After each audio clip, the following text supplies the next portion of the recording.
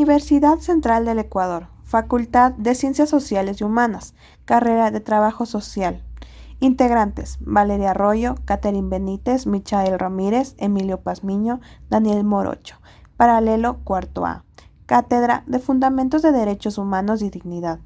Grupo 2. Infografías del recorrido histórico de las luchas sociales de las personas con discapacidad en Ecuador. Recorrido histórico de las luchas sociales de las personas con discapacidad en Ecuador. ¿Por qué se originan las luchas sociales? Porque dentro de la cosmovisión actual no se ha informado adecuadamente sobre las luchas sociales de las personas con discapacidad, ya que desde mucho tiempo atrás las personas con discapacidad se han convertido en un sector excluido y estigmatizado por la sociedad. Las luchas sociales como un referente. Las luchas sociales han marcado un hito en las manifestaciones y en la resistencia social aplicadas por las personas y organizaciones sociales que buscan transformar su realidad y encontrar en las luchas sociales un referente histórico de los grupos oprimidos. Un sentimiento de indignación.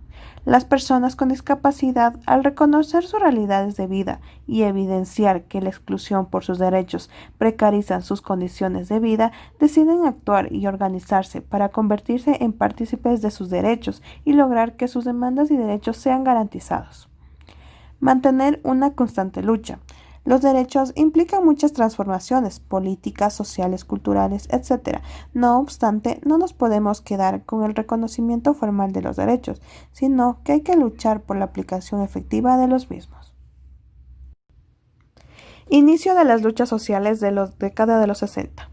Las luchas sociales de las personas con discapacidad empiezan a ser más notables en la década de los 60, con iniciativas de madres, padres y personas con discapacidad en la búsqueda de nuevas alternativas de intervención. Es una búsqueda de respuestas ante las demandas y requerimientos presentados por las personas con discapacidad, ya que antes eran considerados enfermos o inválidos para la sociedad moderna. Por consiguiente, las entidades gubernamentales dieron paso a la creación de instituciones encargadas de atender las peticiones y demandas de personas con discapacidad, como las escuelas en educación especial.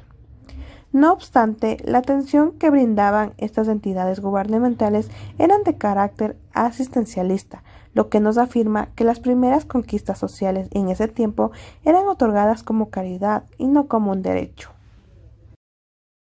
Década de los 70. Condiciones económicas del país.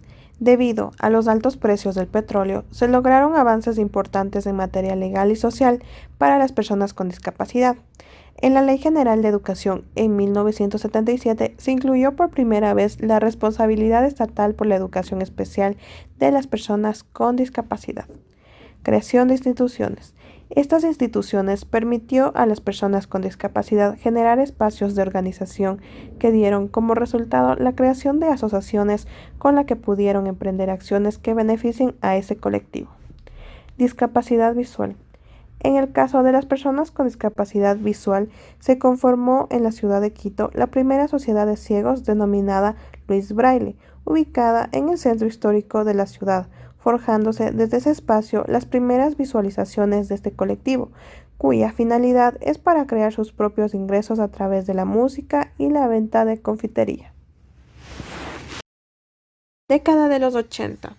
Al comenzar la década de los 80 se creó la Federación Nacional de Ciegos del Ecuador, que su objetivo fue informar el desarrollo económico, social y cultural para poder extender sus proyectos de formación y fortalecimiento de sus habilidades.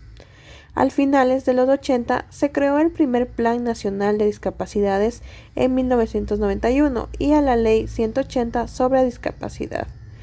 Aquí mismo se creó lo que ahora conocemos como el CONADIS. Este es el Consejo Nacional para la Igualdad de Discapacidades, que aquí se desarrolló políticas públicas para las personas con discapacidad. Este fue un aspecto crucial para que la atención sea mucho más especializada. A partir del CONADIS se crearon varias federaciones a favor de las personas con discapacidad.